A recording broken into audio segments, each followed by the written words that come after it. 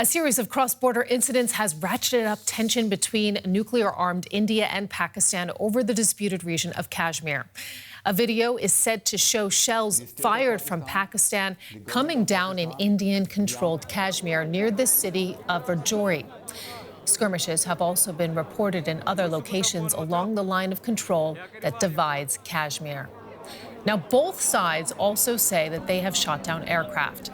Pakistan says that it downed 2 Indian warplanes. India has confirmed the loss of 1 aircraft and says that it downed a Pakistani jet. None of these claims have been independently confirmed.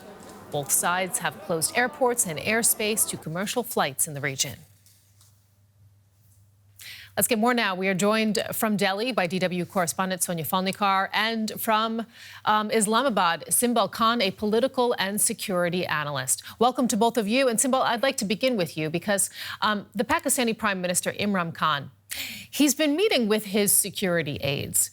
What has he been saying? I think his statement came out just about less than an hour ago, and he made a very clear offer again to India for dialogue, which has been his position all through. As you have known, that there was an attack in Pulwama, which has started in India, in Kashmir, where some security forces of Kashmir were killed, India were killed in a suicide bombing. After that attack, when the tensions were ratcheted up by Prime Minister Modi on India's side, Prime Minister Imran Khan went on TV and asked for intelligence to be shared, asked for a chance to have a dialogue with India over this issue and see if there is some actionable intelligence that Pakistan can act on if there is any proof that India had that these attacks were masterminded in Pakistan. But none of that was done, and we had a strike in KP area, in Balakot area a night ago, which then started this whole crisis. And it was only a matter of time when some reaction from Pakistan would have come, and Prime Minister Imran Khan had gone on TV and saying that there is going to be a retaliation if India attacks in any kind of a military way. So there are some internal political dynamics also there at play. And Sonia, I'm wondering, what the view is on your side there in India. Where do people in Delhi stand on this dispute? I mean, is there a sense of worry that things could really spiral out of control? Well, I think there's definitely a sense of worry here, given these unprecedented aerial strikes yesterday by India deep inside Pakistani territory, and what seems like retaliatory action by Pakistan today. I think this marks a major escalation between the two countries, a real spiraling of tensions between the two countries. Now, India, of course, has closed off a lot of airspace across northern cities, close to the Pakistani border, in Punjab, in the Kashmir Valley. It has commercial flights have been suspended.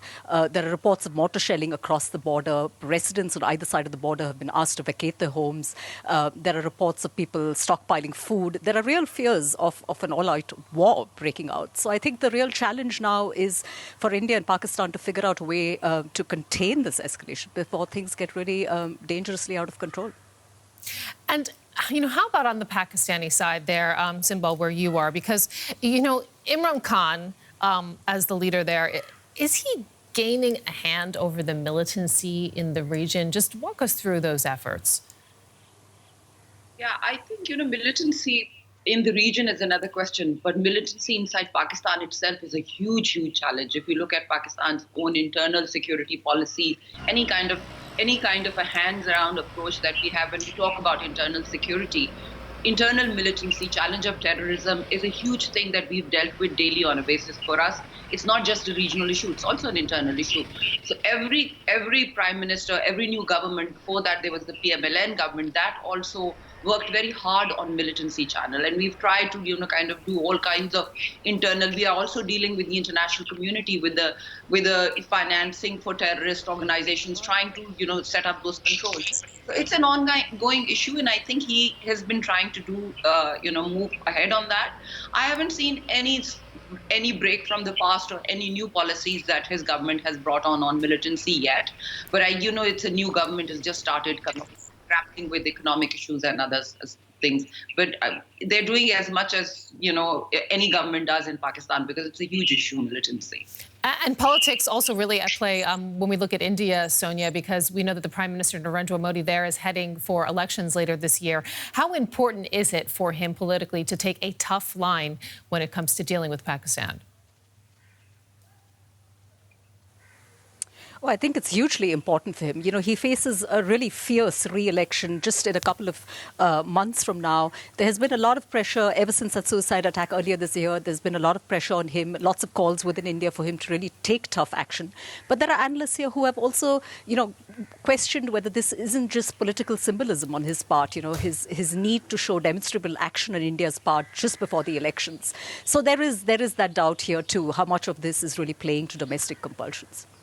Thank you so much, Sonia Fanikar, joining us from Delhi, and Simbal Khan in Islamabad. We appreciate it.